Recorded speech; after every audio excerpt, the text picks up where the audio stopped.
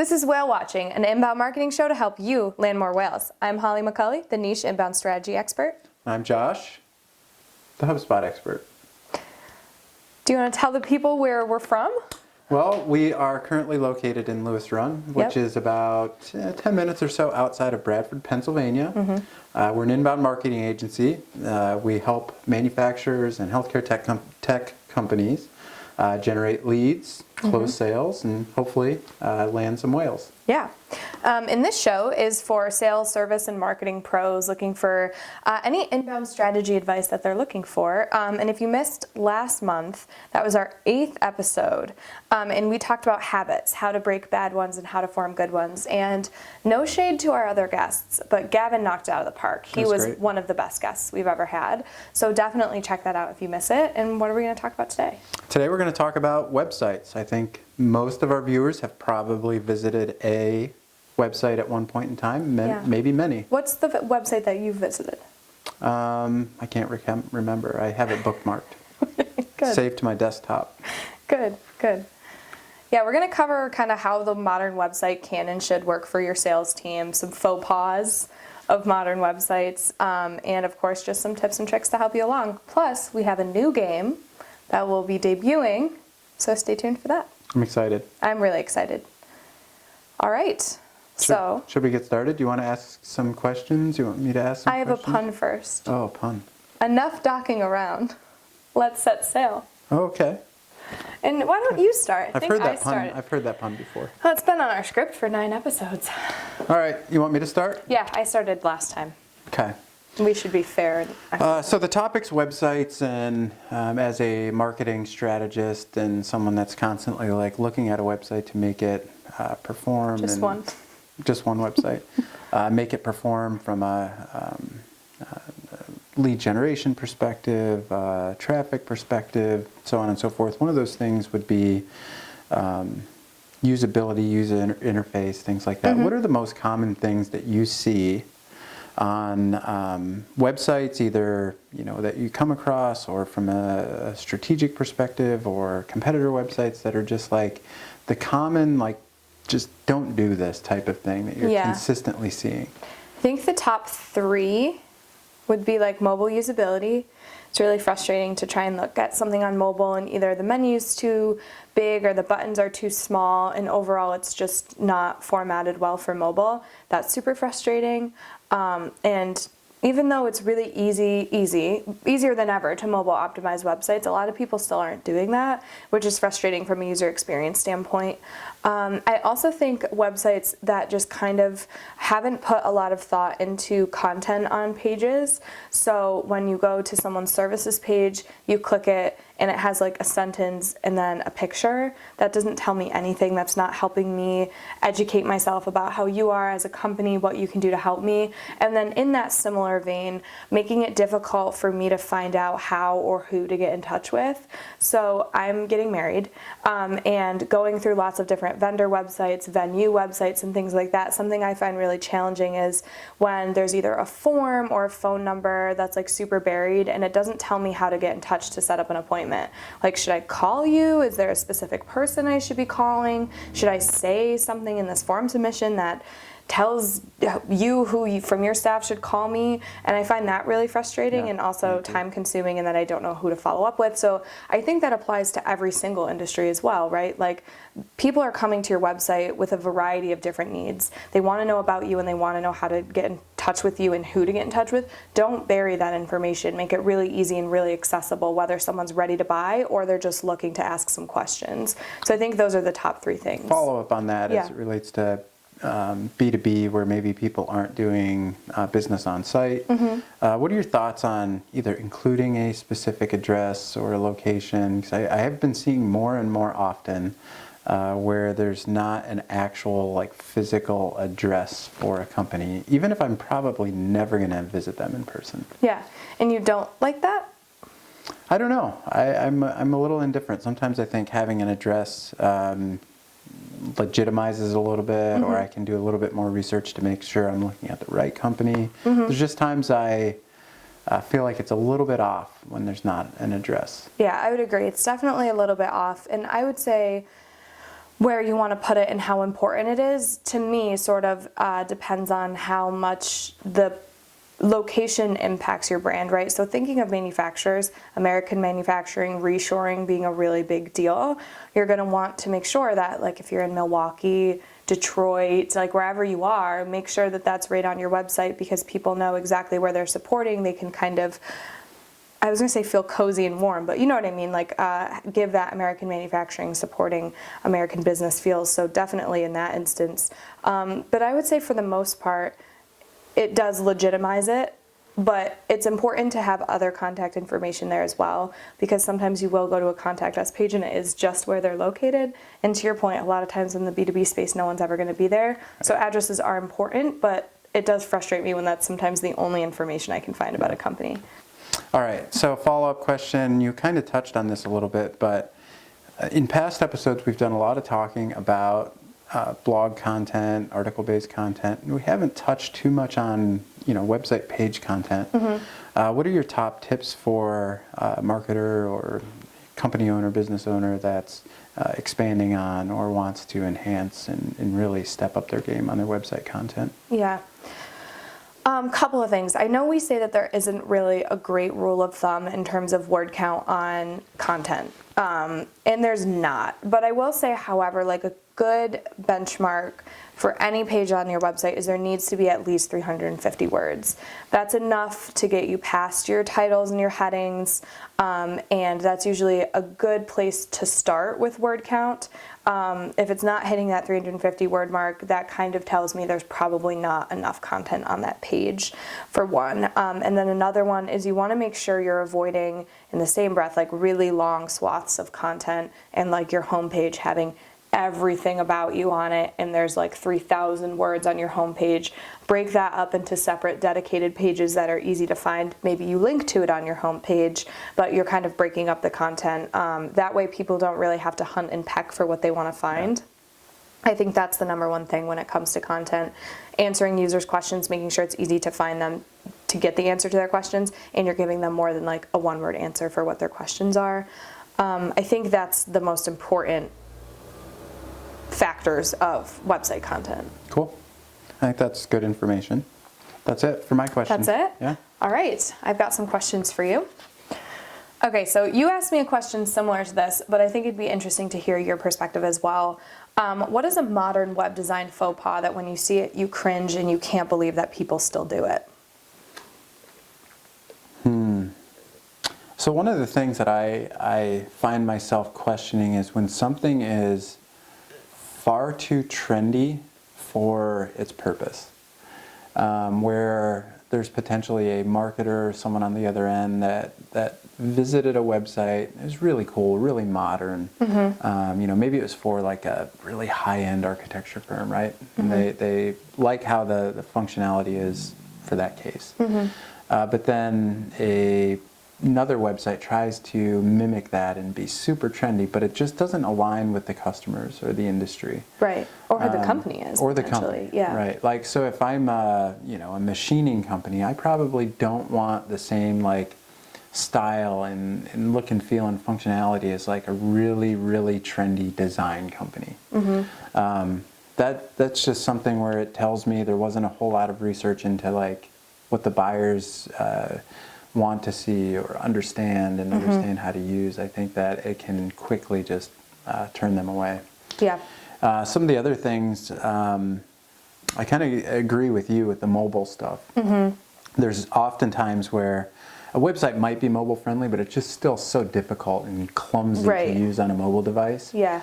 And it's difficult to be perfect on every single device out there, but at least testing it, looking at it on your own mobile devices or some of the other people that are involved, having them test it on different types of devices, I think is something that you should probably do. Yeah, and to that point, most CMS tools, most CRM tools, marketing platforms usually give you a device breakdown. So also, it should be a major red flag if, they give you pie charts, tablet, mobile, desktop users. If, your mobile pie chart is like 80% of it and you haven't done mobile optimization, you haven't had a designer design from a mobile first standpoint, that should be a huge red flag because the majority of your customers are visiting it that way. It's shocking how many visits come from mobile devices versus desktops because sometimes in the B2B space you just really don't think that it's happening, but it happens like so often. Yeah. Well, and if you're out there hearing me say tablet as well, and you're like, oh my God, I've never even thought about tablets. The good news is across the board for most of my clients, I see tablets make up less than 5% of their total device traffic, something to keep an eye out for. But all of that to say, don't dump a bunch of money into a total web redesign for tablets, but it is something to be mindful of, to consider that there's all of these different types of devices now, and who knows what's coming, but always try and stay on top of that when you're doing a redesign so you don't have to do it 3 times. Yeah, for sure. You do a lot of calls with a lot of people about marketing. Is there one misconception or a trend of misconceptions about websites that you hear and you're just like, I want to put this on a freaking billboard so no one thinks this anymore? Boy, that's a tough question. I think that there's like a conglomerate of things, and maybe I even think some of these things, but they're not necessarily true. But like, I think that with a lot of modern website builders out there, people think that they can, go to a Wix or go to a GoDaddy, whatever they call their website builder today, and throw something out there, and it's just going to be as good as a professional could do it. And I'm not saying this because of my bias. It's just it's not feasible, right? There's things that have been done to those really easy to use website builders to make them really easy to use, which I think sacrifices website speed and just actual user functionality, even though it's easy for the administrator to build. And then the other thing is, a lot of times when someone goes about doing that, and it might be easy for them and they might be able to do it, but it's not really driven by strategy. It's just like, this is maybe the pages that we had on our old website, and we just want to redesign it because we need something that's fresh and updated. Right. Those website platforms can give that, and they have come a long way. Yeah. But I still think that there's a misconception now that you don't need professional support or professional help. I agree. Sometimes when I hear podcast ads for like Squarespace and Wix, I cringe. And sure, call it bias if you will, but still, we've moved a lot of websites for a lot of clients off of Wix, Squarespace, GoDaddy, Joomla, like crazy places when they come in, and there's something to that. And usually the reason why people want to move to a different CMS when they start with us is because those platforms are also limited from a functionality and a build standpoint. They've realized they want e-commerce now, and it's not supported in the way they need to. They want a blog, and the blogging isn't done right, or they see their competitor do these amazing things with their website that they just will never be able to do, because while those templates do turn out beautiful, they're not really customizable, and that's also a problem from a technical SEO standpoint as well. Sure. Yeah. Frustrating. That would be mine. I think that's There's a good probably one. a bunch of other misconceptions or, whatever out there, but that's my... Those were great questions. I think they all were helpful. Hopefully our viewers agree. If you're liking our show so far, we'd love your feedback. You can always leave a rating in the Rate This tab. That's right below. As long as it's 5. Oh yeah, don't leave us negative feedback. Why would you do that? Exactly. All right. So Inbound Tower, it was fun at first. Yeah. But I think, some of the feedback we've heard is maybe it's just not as engaging as some. Yes. We have many, many, many viewers. Some people liked it, some people didn't. Right. So we're going to try a new game. It's trivia. Woo! So there's not going to be a crowd goes tower. wild. No but, tower. Our producer, Mava, has put together some hopefully good questions. That's yet to be determined. You'll have to let us know in the Rate This tab. But she's going to ask us the questions. We don't know what they are. Hopefully we do okay and she's not making us look bad. But at the same time, hopefully they're not just easy questions where we look amazing. Yeah, that would be horrible. I hate looking amazing. All right, Mava, what you got for us? What are the most important assets that you need to create a website? Well, to create a website, if I'm speaking technically here, you have to have hosting. So, WP Engine's our favorite for hosting WordPress sites. Or if it's a HubSpot website, that's like just hosted within HubSpot, so you don't actually have a separate hosting platform. You have to have, a theme or a template, which could be purchased and pre-built, or that could be something that you build from the ground up based on a design, and then you turn it into HTML and convert it so that it works with WordPress or whatever platform you're using. You need a platform. You need the platform. HubSpot, WordPress, Joomla, Drupal. Please don't use Joomla. Squarespace. He didn't mean that. Wix. Don't use Joomla. It's right for some people. Not me, but you need website content. You need imagery, images, video, those types of things. You need an SSL, which makes your website makes your website It does. It makes your web tight. makes your website work Totally off the hook. at HTTPS. Yep. Which is crucial for search. That's not an option anymore. Crucial. To have an unsecure website, you will never rank. What am I missing? Forms. You need a contact form, at least. Yeah. RFQ form, and for all these conversion opportunities that you have, you need to have forms for those. Yep. A blog, so Yep. blog functionality is something, an asset that you would need to be able to get a Yep. website going, or you should have. I guess technically you don't have to have it. Yeah. But You're missing two big ones. Maybe three. You want to make sure that you're hooking up Google Tag Manager, Yeah. Analytics, Search Console, so that you can actually track if things are working. If you don't have those things hooked up, I don't even know why you have a website. yeah, I really don't. it's a good point. I missed those. You also need a web developer. I don't care if they're in-house, if they're out of house. But someone. You need someone who knows what they're doing. To your point of Wix and Squarespace, they need to be developer-minded, or you're just going to burn resources. And I would say you need like at least a cup or two of coffee. Maybe more. You did kind of touch on this a little bit, but what is a hosting account? A hosting account. This is a good question. This is one that I get often. An FAQ, if you will. An FAQ. So when someone loads a website, they're sitting behind their computer and Or a phone. or a phone, and they look at a website. They're not seeing that from like a computer at the business's end, the other person's end, right? Like if someone's looking at the Protocol 80 website, that website isn't living here at Protocol 80, right? That's living out in the cloud, so to say. So there's these big resources like computer data centers, right, where there's like machines there, and they act as web servers, and they store files and they store information. And when someone like myself, who has viewed a website before,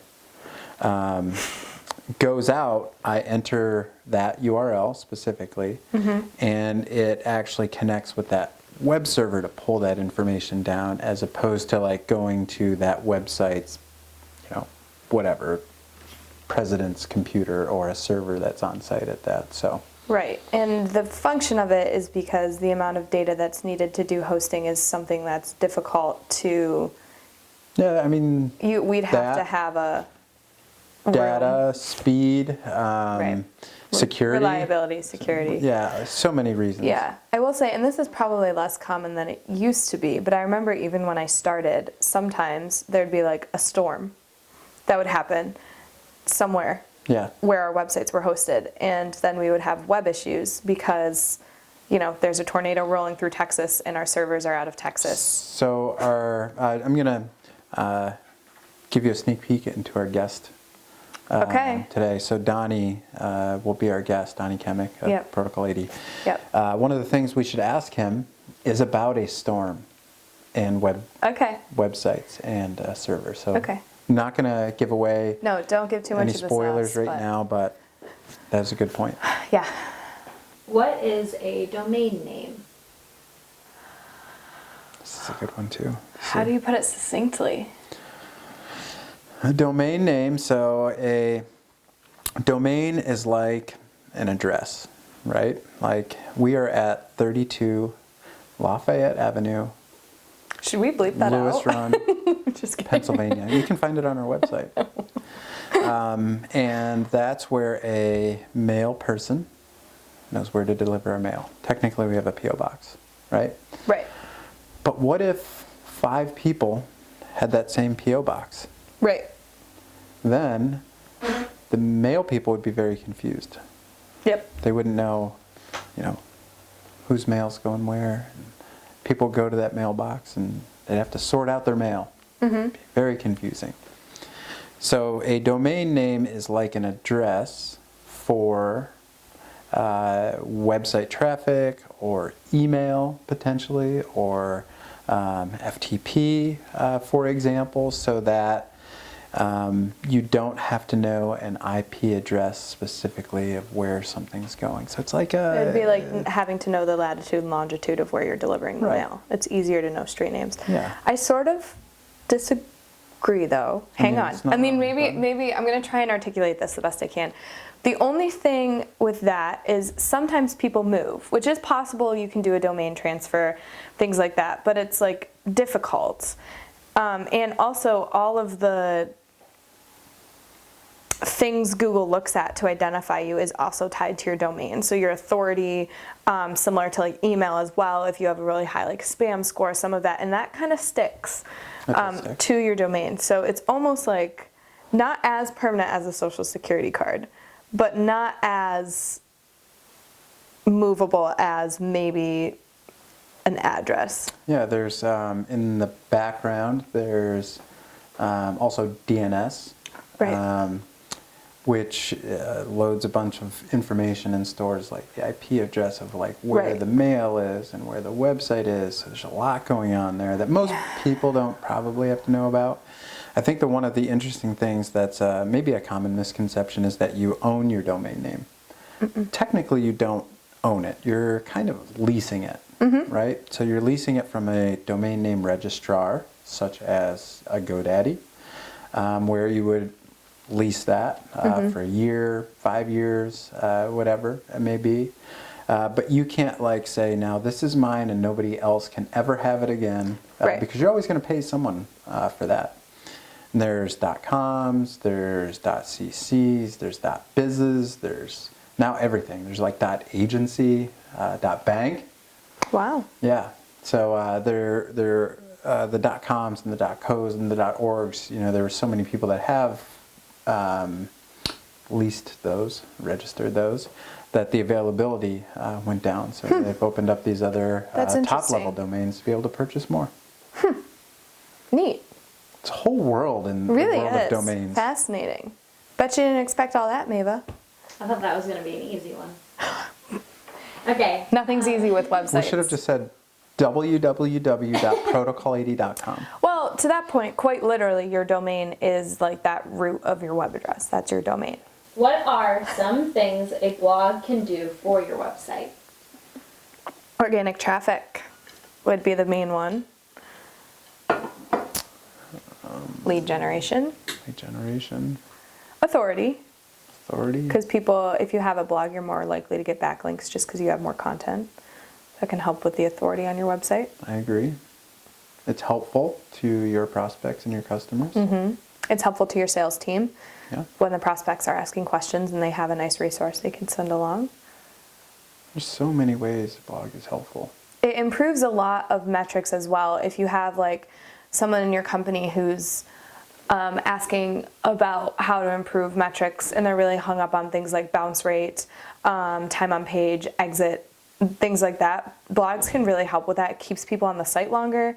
It helps with metrics like that, which do ultimately help with SEO and authority as well. But even just from that standpoint, the more you're writing, the more content you have on the site, usually you see those metrics start to rise. Yeah. What are some steps you can take to better optimize your website?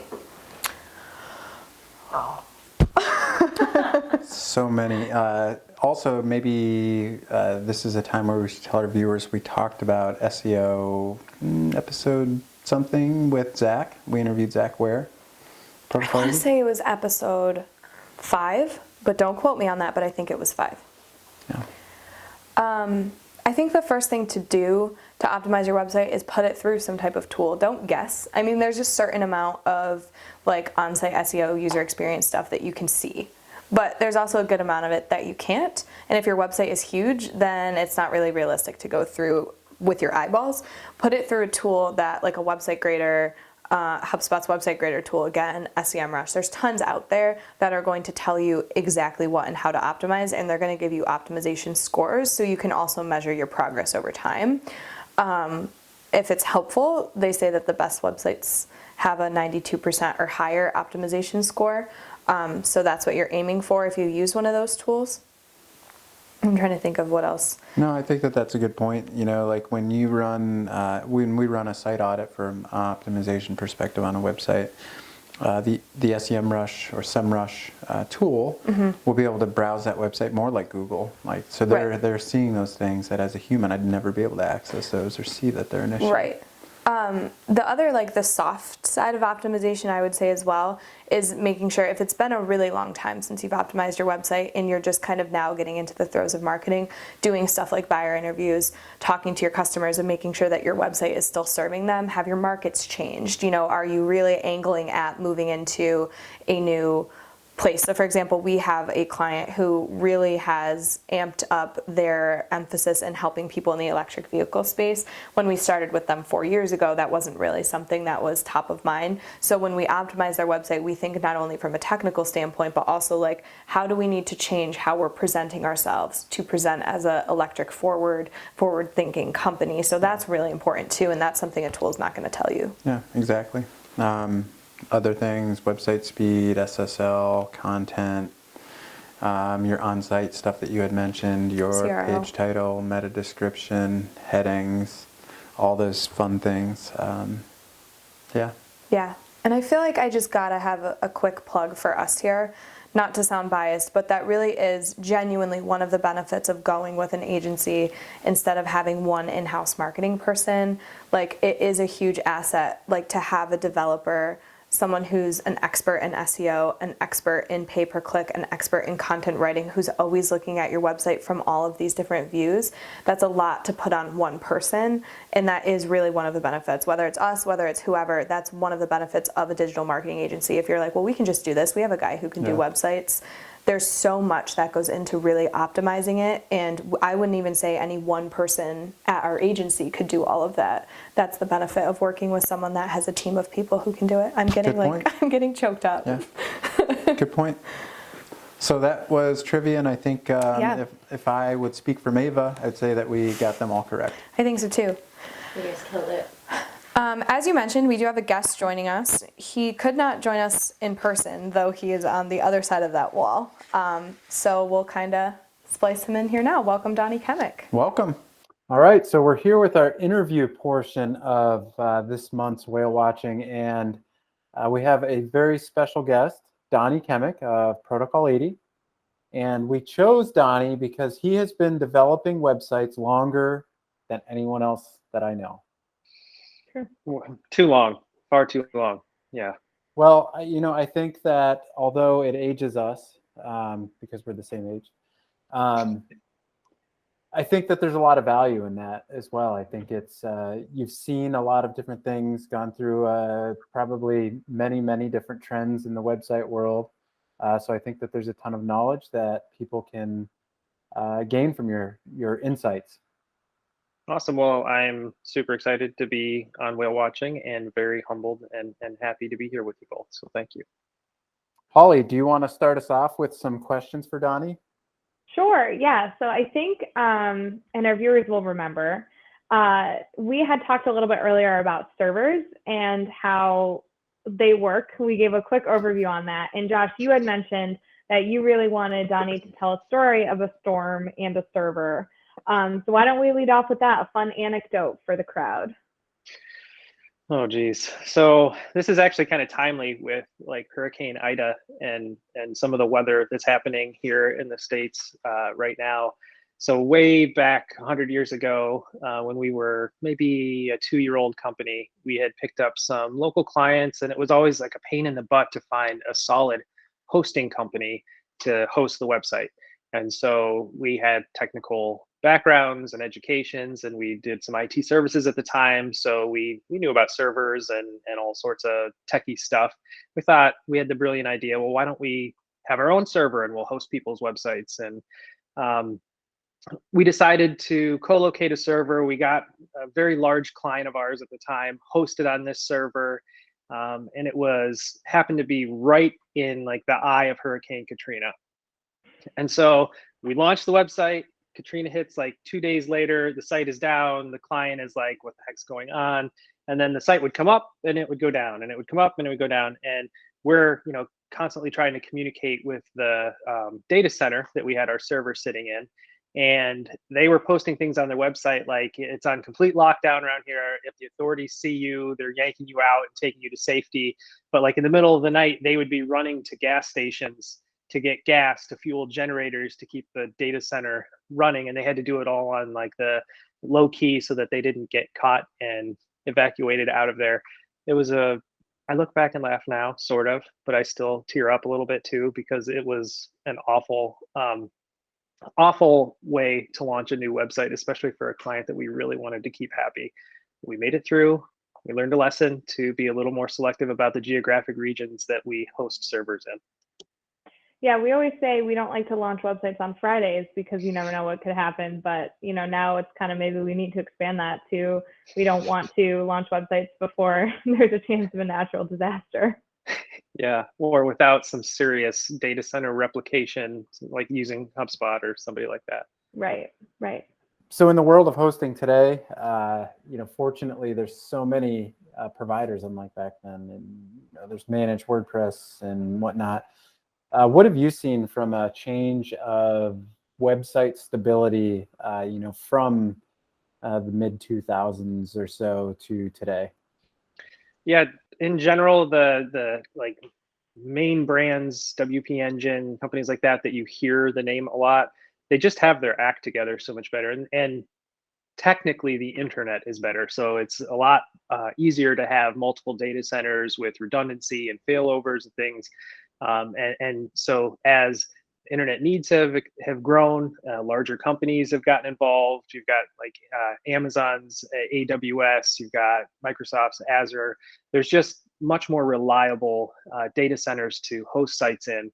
And so you don't have the issues that we had early on that drove us to want to kind of co-locate our own server. So it's just night and day. Technology is better and reliability is so much better.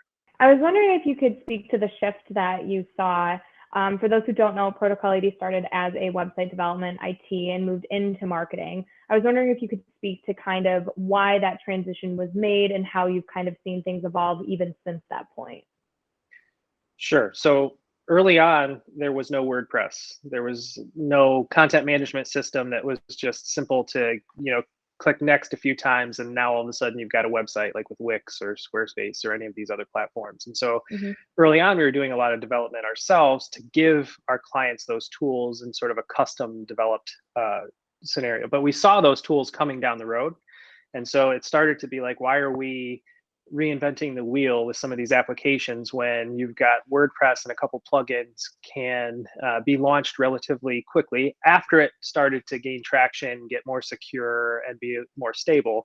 I was like, why should we custom develop these things when we can launch a site in half the time using tools that are being broadly supported and used and accepted?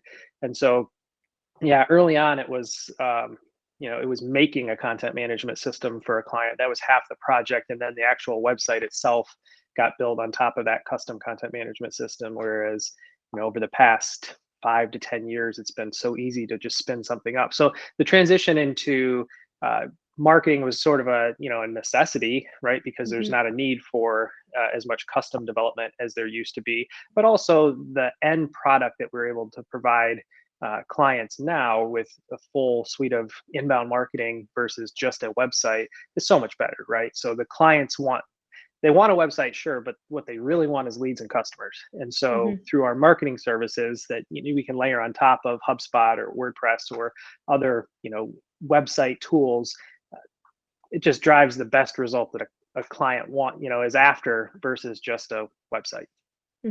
So I'm going to follow up this with sales related question. So from a sales perspective or a marketing perspective or just general website usage perspective, I guess, What are some of the cringeworthy things that you avoid? I think Holly asked me this question, and I thought it was such a great question that it's nice to get different perspectives on those things that just make you disregard a website. I mean, anymore, if certainly almost every search starts with a phone these days. So cringeworthy for me is I go to, especially there are still some major brands whose like mobile UI, the mobile experience still sucks, and it's hard to fathom in this day and age. So that's one of those things where you're like, you probably have an entire web dev team. How is it humanly possible that your site Right. doesn't render correctly on mobile, or when you're on mobile, you click through on an ad, you're excited to buy that pair of shoes, and you get to the mobile experience and you just want to click add to cart, but you get a big pop-up that's like, give me your email for 10% off. And you're like, okay, dismiss. I just want to add this. Or yeah, sure, give me the 10% off. And you go to click add to cart, and then their pop-up comes up to say, we put cookies on your device, please accept. How much more difficult could you make it for me to just add this thing to my cart and buy it from you now? That drives me nuts.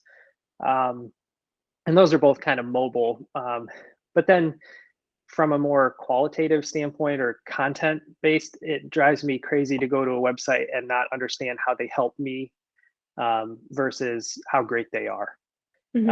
It's just, as a buyer, unless I know I want to go with ABC company and I'm on their website right now, like I got to know more about what's in it for me than, your 300 years of experience and all of your ISO certs and everything else that you have. I want content on there that's going to help me solve my problem or help me understand what my problem is. So those are a few things I think that make me cringe. I mean, there's obviously design and aesthetics are very, I don't know, person by person. So something I love, you may hate, and vice versa. But yeah, those would be probably my top three. It's almost like if you were to go to someone up at a party, just meet them, and then before they even do like the friendly like, hey, how you doing? It's just like, hey, let me tell you about myself. Pretty similar to that. So I have a question as it relates to selling online and B2B. So as you know, we've been working a lot with manufacturers or contract manufacturers that don't necessarily sell like a widget from their website. So one of the things that I've heard, and I'm sure that you've heard in the past, is, well, yeah, but we don't sell anything. We don't sell via our website. So in thinking about those types of business owners, what would be some advice that you would have for them when they think about their website and how they can take and drive business online? Sure. So you want to think about how today's buyer buys. So even in the B2B space, you hear stats that are 50, 60, 70, 80% of the way through the buying process before they'll reach out to your salespeople. So I'm an engineer landing on your manufacturing site, or I'm hitting Google and I'm looking for answers to questions for the project that I'm about to start. They can either find your site or they can find your competitor's site. Because they're going to go to Google, they're going to land on somebody's site to educate themselves. And so while the transaction may not happen online, they may not, sign an RFQ, submit a deposit using PayPal to your company. The sales process starts online, whether you like it or not. And so they're going to land on your site, they're going to educate themselves, and then you need to have some opportunities for them to kind of softly raise their hand and say, I'm researching this through further education. So if you look at the inbound marketing methodology, maybe that's an ebook that dives deeper into the topic that engineer is researching. Exchange their contact information for that ebook, and you've got a lead. They're not a buying right now lead, but they're a lead you can nurture into a sale. And so you may not be selling, your fabricated parts or a widget online, but your sales process almost definitely starts online if you're doing it right. And if you're not, then it's starting online for your competitors, and you're continuing to work with the same clients year over year and not pulling in new prospects from your site. Does that make sense? It does. I think that's a great explanation. Thinking about when someone might be going through a website redesign and they're thinking about inspiration of, what do they want it to look like? How do they want it to function? A couple questions. Where should they go for inspiration? Is it okay to look at a competitor site and say, gosh, I really like this, or I really like this component? What's some advice that you would have there in thinking about new website build or even enhancing a current website?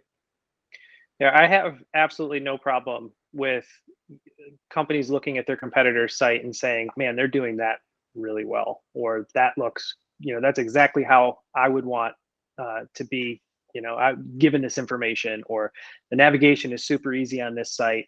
We should replicate that. And if you're feeling that way and you think that that company is successful, then your potential customers probably feel that way too. And, there's no reason to shy away from those types of functional elements like navigation, like you mentioned, or the way they use sliders for showing off their facility or the work that they've done. I have no problem at all with modeling. I actually said for a long time, model what works. You don't need to reinvent the wheel every time. If there's a very successful marketing agency, for instance, that we idolize or we think is doing a great job, and we know what they're doing is working, why wouldn't we maybe put our spin on it? We're not going to steal from them, but model aspects of it that we think would be beneficial for our buyer. So definitely look at your competition when you're doing a redesign or a fresh site. Look at maybe companies that aren't even in your industry, and look at elements of the site that you like the way they function, or that you could see applying your services, capabilities, testimonials, things like that too.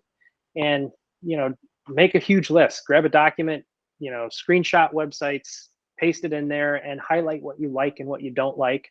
And yeah, that'll help whatever agency you're working with quite a bit. It's always design especially can be very subjective. And so if you can come to the table with as many ideas and things that you like and things that you dislike as possible, you're going to take that design phase of a website project and cut it in a third by a third, probably, just to make it, to know what you want up front helps a lot. Mhm. It's very difficult to go through the design phase when you're in a situation where you want to make the client as happy as you can, but they're kind of coming from the position of, I'll know it when I see it.